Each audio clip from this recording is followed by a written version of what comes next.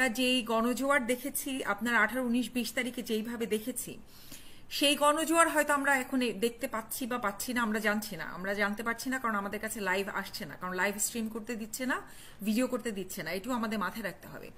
এবং বাংলাদেশের গণমাধ্যম তো এখন সম্পূর্ণভাবে আসলে জনগণের বিরুদ্ধে দাঁড়িয়েছে।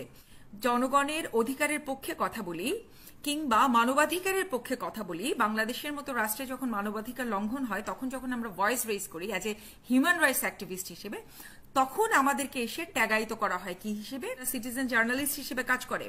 আপনাদের সাংবাদিকরা যখন ব্যস্ত থাকেন শেখ হাসিনার রেজিমে শেখ হাসিনাকে তুষ্ট করার জন্য, আপনাদের সাংবাদিকরা যখন ব্যস্ত থাকে সম্পূর্ণভাবে আর একটি বাতাবি লেবু বাম্পার ফলন প্রকাশ করার জন্য বিটিভির মতো করে, তখন আপনি কিভাবে প্রত্যাশা করেন এই সমস্ত ডকুমেন্ট ভেরিফাই? এই সমস্ত ভ্যান্ডালিজমকে তখন সন্ত্রাসী কর্মকাণ্ড বলে না। সন্ত্রাসী কর্মকাণ্ড কোনটাকে বলে? আপনাদের পুলিশ বাহিনী যেটা করছে। সন্ত্রাসী কর্মকাণ্ড কোনটাকে বলে? আপনাদের জলপাই বাহিনী যেটা করছে। জলপাই কালার বাহিনী নিয়ে আপনারা যে যৌথ বাহিনী নিয়ে নেমেছেন সেটাকে বলে। আপনার কাছে এই ধরেন আমি পাল্টা প্রশ্নটা রাখি যে এটা কি আসলে আর ছাত্রদের আন্দোলন আছে কিনা? এটা কিন্তু এখন বর্ধিত ছাত্র জনতা আন্দোলন, এবং ছাত্র জনতা আন্দোলন না হওয়ার কোনো কারণ এখানে নাই। আমার সন্তানকে, আমার 208টি সন্তানকে যখন মেরে ফেলে, এবং আপনি যদি ঢাকার এমনকি গতকাল রাতে গত 3 দিনের বাস্তবতা দেখেন, বাবা মার মধ্যে যেই প্যানিকটা তারা তৈরি করেছে, প্রত্যেকটা বাসায় যে এই ধরনের 1971 সালের পর, এমনকি এরশাদ আমলেও আমরা এই জিনিসটা দেখিনি।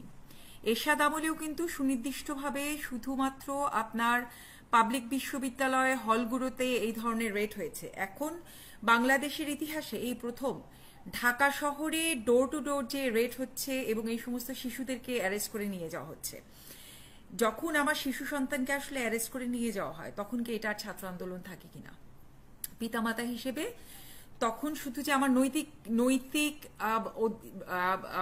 দায়িত্বেই বর্তায় আন্দোলনের সাথে যুক্ত হওয়া সেটা না, শুধু সেটাই না, আবেগের জায়গা থেকেও কিন্তু সম্পূর্ণভাবে পিতামাতারা এর সাথে যুক্ত আছে। তাহলে আমরা যেটা প্রত্যাশা করেছিলাম, আমি একটু আপনাদের সাথে অ্যাড করি। আমার কাছে যে আসছে এই যে জাস্ট এই মাত্র, আমি আসলে সকাল থেকে ভয়ের চোটে ফেসবুকে বসছিলাম না। কেন?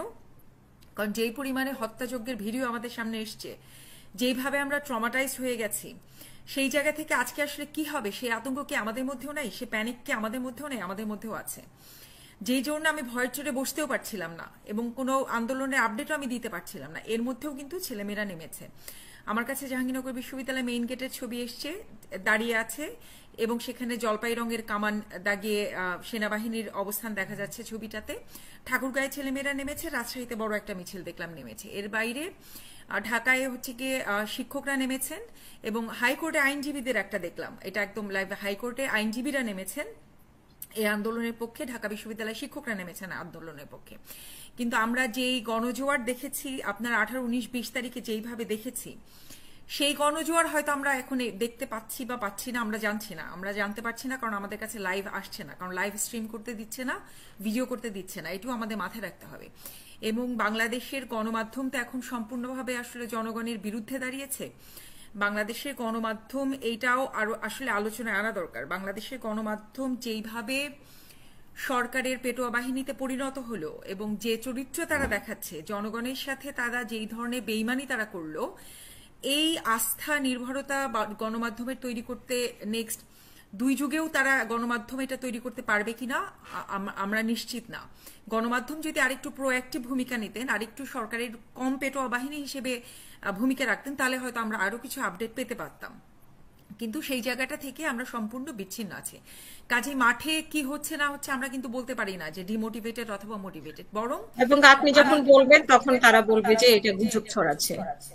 হ্যাঁ, এই জায়গাটাও আমি একটু আসতে চাচ্ছি। যে কথাটা হচ্ছে গিয়ে আপনার ভাস্করদা বললেন যে আওয়ামী লীগ সরকারের কিন্তু ধরেন আমরা যখন অনলাইনে বসছি, অনলাইনে আমরা যখন নিজেদেরকে বলছি অনলাইন অ্যাক্টিভিস্ট, আমাদেরটা কমপ্লিটলি ভলেন্টারি পার্টিসিপেশন, এবং আমাদের সংখ্যা কিন্তু আওয়ামী লীগের সাথে যদি তুলনা করেন তাহলে আমাদের সংখ্যাটা অতি নগণ্য।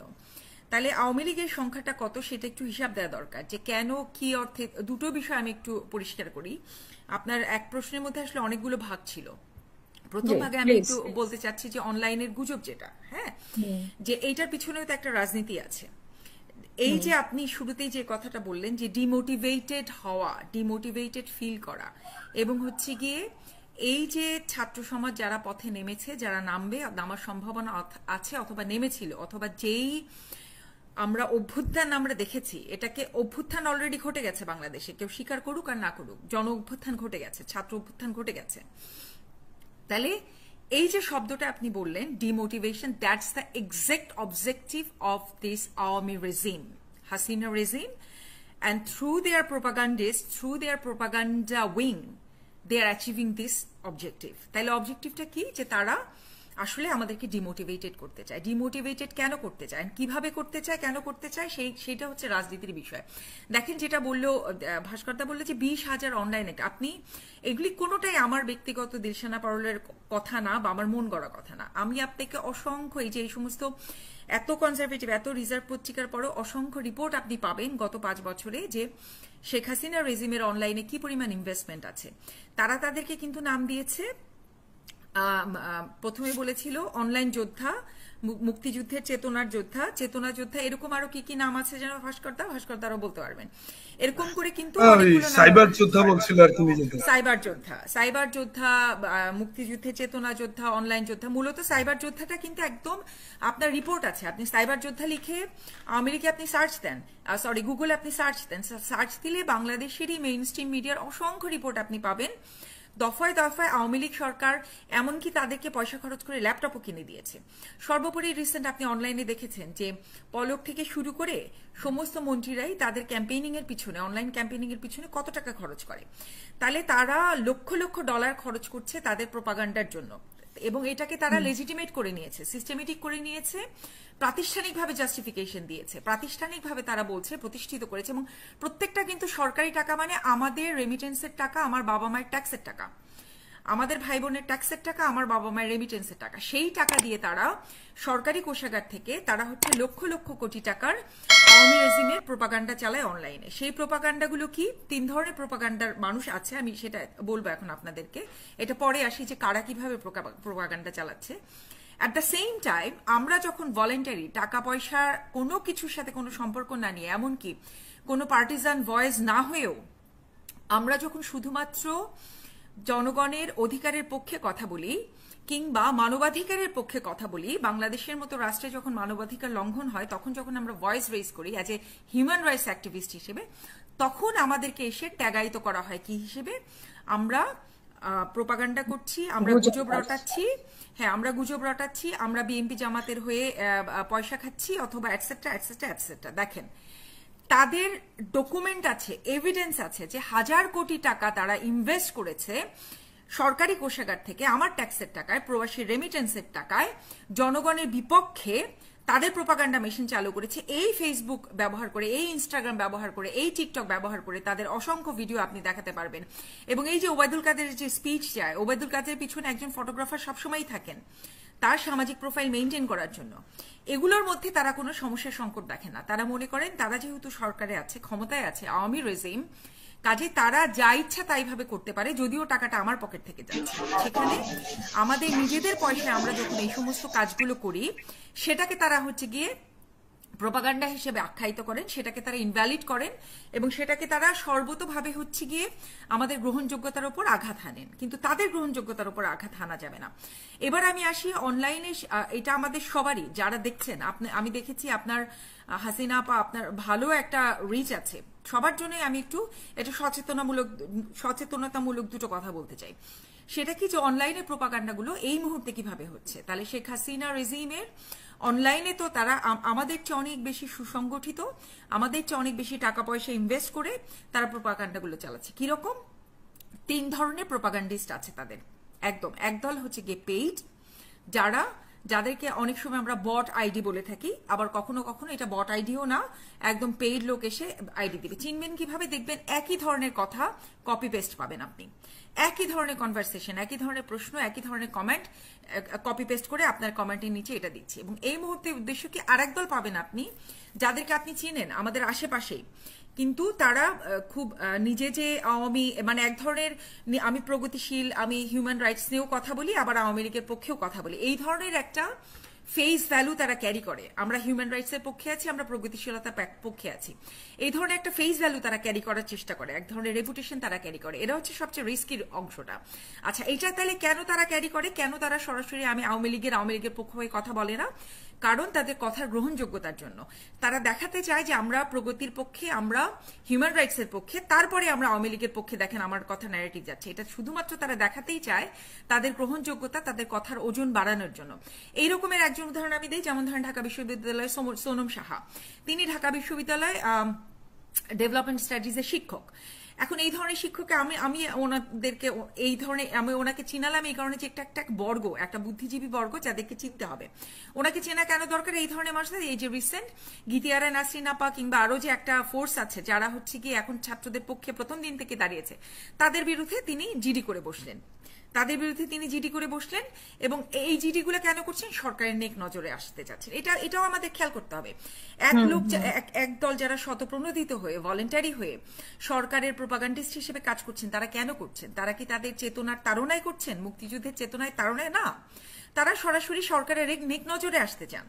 তারা সরাসরি সরকারের নেক নজরে কেন আসতে চান? এই নেক নজরে আসলে আমরা জানি যে আওয়ামী রেজিম, শেখ হাসিনার রেজিম এইখানে কিন্তু কার্পণ্য করেন না, দুই হাত দিয়ে একেবারে তাদেরকে ব্লেসড করেন। তাদেরকে আপনি যতদিন পর্যন্ত শেখ হাসিনার পেটোয়া বাহিনী হিসেবে, প্রোপাগান্ডিস্ট হিসেবে আপনি কাজ করবেন, আপনি প্রমোশন পাবেন, আপনার বয়স না হলেও আপনি প্রমোশন পাবেন, আপনার চাকরি স্থায়ী হবে, আপনি ফ্ল্যাট পাবেন, প্লট পাবেন, সাংবাদিক থেকে শুরু করে বুদ্ধিজীবীদের কিনে নেওয়ার তরিকাগুলো আমরা দেখেছি শেখ হাসিনার রেজিমের। তাহলে এই অংশটা এখন সুপার অ্যাক্টিভ। তারা এসে কি করবে, এটা আমাদের খুব খেয়াল করতে হবে। দেখেন সাইকোলজিক্যালি কিভাবে আমাদের ডিমোরালাইজ করছে। আপনি যখনই বলবেন যে আনডকুমেন্টেড 1134টা, আমি তো আজ থেকে 3 দিন আগে রেকর্ড দিচ্ছি এটা, যে আনডকুমেন্টেড 1134টা হচ্ছে কি মৃতের সংখ্যা, কিংবা যখন বলবেন 26 জনের যে কবর দেখাচ্ছে, কবরস্থানের 26টা যে নতুন কবরের আমরা দেখেছি যে কবরস্থানে নতুন কবর হয়েছে এক রাতে, এক শুক্রবারের রাতে, তখন নিচে এসে বলবে এভিডেন্স কি আপনার কাছে, আপনি কি এই তথ্যটা ভেরিফাই করেছেন? খেয়াল করেন, এই প্রশ্নটা করতে আমি প্রতিষ্ঠিত সাংবাদিকদের দেখেছি, আমি বিশ্ববিদ্যালয় শিক্ষকদের দেখেছি, আমি প্রগতিপন্থীদের দেখেছি। যখনই আপনি এই সমস্ত তথ্যগুলো দেবেন, সাথে সাথে আপনাকে প্রশ্ন করেন, আপু খুব ভালো মানুষের মতো, এটা কি ভেরিফাই করতে পেরেছেন? দেখেন কত চাতুরিতা সম্পন্ন একটা প্রশ্ন। এইটা দিয়ে আমাদেরকে হচ্ছে ডিমোরালাইজ করতে চায়, এবং আমাদের যে কথাগুলো, তথ্যগুলো, এগুলির যে লেজিটিমেসি নাই, সেখানে প্রশ্নটা তারা উত্থাপন করতে চায় যে আপনার কথা তো আসলে লেজিটিমেসি নেই, আপনি তো ভেরিফাই করছেন না, আপনি তো এভিডেন্স দিতে পারছেন না।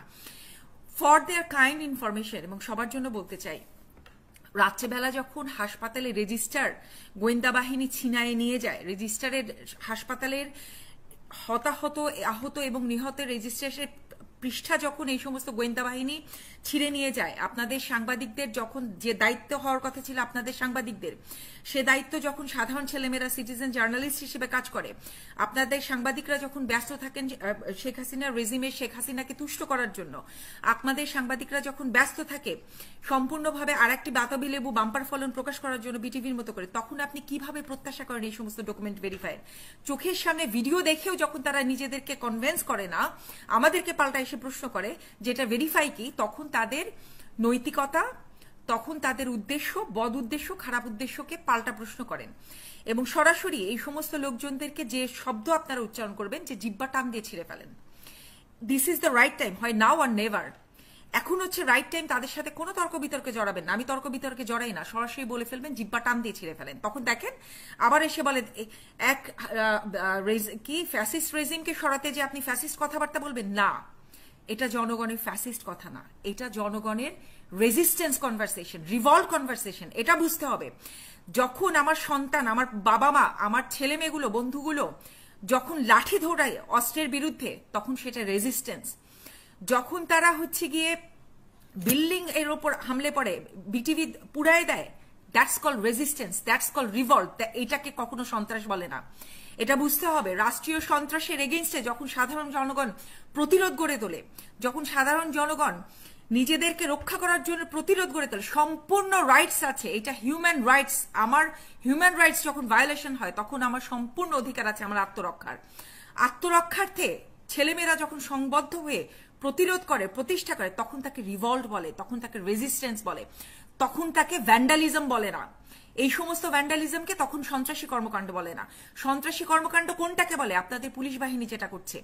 সন্ত্রাসী কর্মকাণ্ড কোনটাকে বলে? আপনাদের জলপাই বাহিনী যেটা করছে। জলপাই কালার বাহিনী নিয়ে আপনারা যে যৌথ বাহিনী নিয়ে নেমেছেন সেটাকে বলে। এখন আমরা কি ডিমোরালাইজ হয়েছে? আপনি খেয়াল করেন হাসিনা পা যে কথাটা দিয়ে আপনি শুরু করলেন যে আমাদের ছাত্ররা এখন কি